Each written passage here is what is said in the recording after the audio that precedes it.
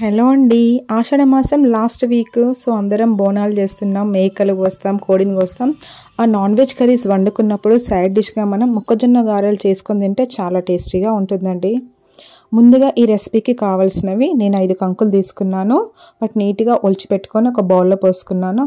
ఆ బౌల్లో పోసుకున్న దాంట్లోనే ఒక 20 పచ్చిమిరపకాయలు, ఒక ఉల్లిగడ్డ, ఒక కప్పు కరివేపాకు, ఒక కప్పు కొత్తిమీర, ఒక వెల్లుల్లి రెబ్బలు, ఒక 3 స్పూన్స్ జీలకర్ర. ఆనియన్స్ అనేవి ఎక్కువగా తీసుకోవద్దు. ఆనియన్స్ ఎక్కువ తీసుకుంటే పిండి అనేది పల్చగా అవుతుందండి. మొక్కజొన్నలు అనేవి ముదురుగా ఉన్నప్పుడు ఆనియన్ క్వాంటిటీ అనేది ఎక్కువగా తీసుకోవాలి. మొక్కజొన్న పల్చగా ఉంటే ఆనియన్ అనేది ఒకటే తీసుకోవాలి, సరిపోతుందండి. ఇప్పుడు ఒక బౌల్ తీసుకొని దాంట్లో పెసరపప్పుని నానబెట్టి ఉంచుకోవాలండి కడిగి. ఇప్పుడు ఈ నానబెట్టిన పెసరపప్పుని కాకుండా మిగతా ఇంగ్రీడియంట్స్ అన్నిటినీ మిక్సర్ జార్లో మిక్సీ పట్టుకోవాలండి. కొద్దిగా రాళ్ళ ఉప్పు వేసి, మీ దగ్గర వెట్ గ్రైండర్ ఉంటే మీరు వెట్ గ్రైండర్లో కూడా గ్రైండ్ చేసుకోవచ్చు. ఇలా నేను గ్రైండ్ చేసుకున్న పిండిని ఒక బౌల్లోకి ట్రాన్స్ఫర్ చేసుకున్నాను. అలా ట్రాన్స్ఫర్ చేసుకున్న తర్వాత దాంట్లో ఏదైతే నానబెట్టిన పెసరపప్పు ఉందో దాన్ని పైనుండి వేసి ఆ పిండిలో మొత్తం కలిసేలాగా కలుపుకున్నాను. ఇప్పుడు మనం ఒక కాటన్ క్లాత్గా తీసుకొని దాంట్లో కొద్దిగా చపాతీ ఉండంత పిండిని చేత్తో తీసుకొని గారెలాగా చేత్తో ప్రెస్ చేసుకోవాలి. అలా ప్రెస్ చేసుకునేప్పుడు మిడిల్లో చిన్న హోల్ పెట్టుకుంటే సరిపోతుంది. మనం వీటిని కొద్దిగా మందంగా అంటే లావుగా ఒత్తుకుంటే ముసలి వాళ్ళైనా సరే ఈజీగా తినగలుగుతారండి. అప్పుడు వాళ్ళకి మెత్తగా ఉంటాయి, ఉబ్బుతాయి కూడా. మొక్కజొన్న గారెలకి మనం సోడా వేసుకోవాల్సిన అవసరం లేదు.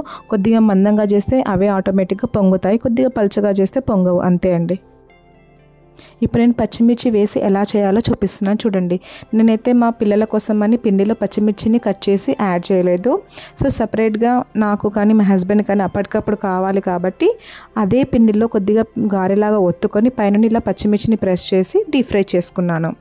మీరు కావాలంటే కొద్దిగా పిండిని సపరేట్ తీసుకొని దాంట్లో పచ్చిమిర్చిని మీకు కావాల్సిన సైజులో ఇలా సన్నగా కానీ కొద్దిగా పొడవుగా కట్ చేసి వేసుకొని చేసుకోవచ్చు. మీరు ఇలా గారెలు చేసేప్పుడే పైన మీకు పెసరపప్పు కనిపిస్తూ ఉందండి. పచ్చిమిరపకాయలు కూడా వేస్తే మీరు పైననే కనిపిస్తాయి పచ్చిమిర్చి, పెసరపప్పు కూడా. ఇవి నేను పచ్చిమిరపకాయలు లేకుండా కొద్దిగా లావుగా చేసినవండి. ఇవేమో నేను సన్నగా చేసినవి, పచ్చిమిర్చి వేసి చేసినవి. చూడండి, కాటన్ క్లాత్ అనేది ఆ గారె యొక్క వాటర్ని ఎలా పీల్చుకుందో అలా పీల్చుకున్న తర్వాతనే మనం చేత్తో తీసినప్పుడు ఈజీగా వస్తుంది గారె అనేది. గారె యొక్క తడిని క్లాత్ పీల్చుకోకపోతే ఆ పిండి అనేది ఉండలుండలుగా అక్కడే విడిపోతుంది, క్లాత్కి స్టిక్ అయి ఉంటుంది, కానీ చేతికి గారెలాగా రాదు. ఇప్పుడు ఒక స్టవ్ తీసుకొని దానిపైన ఒక ప్యాన్ పెట్టి దాంట్లో మనకు కావాల్సినంత ఆయిల్ పోసుకొని, ఇప్పుడు ఆయిల్ బాయిల్ అయిందా లేదా అని చెక్ చేయడానికి పిండి ముద్దను కొద్దిగా ఒక డ్రాప్ లాగా వేసి చెక్ చేసుకోవాలి. అప్పుడు అది బాయిల్ అయింది అనుకున్నప్పుడు చేత్తో ఒక్కొక్క గారెని తీసుకొని దాంట్లో వేసి 2 వైపులా అటు ఇటు స్పూన్తో తిప్పుతూ బ్రౌన్ కలర్ అయ్యే వరకు, కలర్ దాన్ని చేంజ్ అయ్యే వరకుగా ఫ్రై చేసుకోవాలి. కలర్ చేంజ్ అయిన తర్వాత వాటిని ఒక బౌల్లో తీసుకోవాలండి.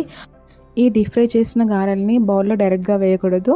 గారెలు వేసే ముందు బౌల్లో అడుగు భాగంలో టిష్యూ పేపర్ కానీ, న్యూస్ పేపర్ కానీ, నోట్బుక్స్లో ఉండే వైట్ పేపర్స్ కానీ తీసుకొని వేసి అప్పుడు ఈ గారెల్ని వేయాలండి. అలా వేసినప్పుడు ఈ గారెలకున్న ఆయిల్ ఏమైనా ఉంటే అవి పీల్చుకుంటాయి ఈజీగా. ఇప్పటి వరకు ఎవరైనా మన ఛానల్ని సబ్స్క్రైబ్ చేసుకునే వాళ్ళుంటే ప్లీజ్ సబ్స్క్రైబ్ చేయండి. మీకు నా ఈ వీడియో నచ్చినట్టయితే లైక్ చేయండి. ఇది చూడండి, నేను పల్చగా ఒత్తుకున్న గారండి. పైన చూడండి పెసరపప్పు ఎలాగా కనిపిస్తుంది, పచ్చిమిరపకాయలు కూడా దాంట్లో చాలా బాగా కనిపిస్తున్నవి.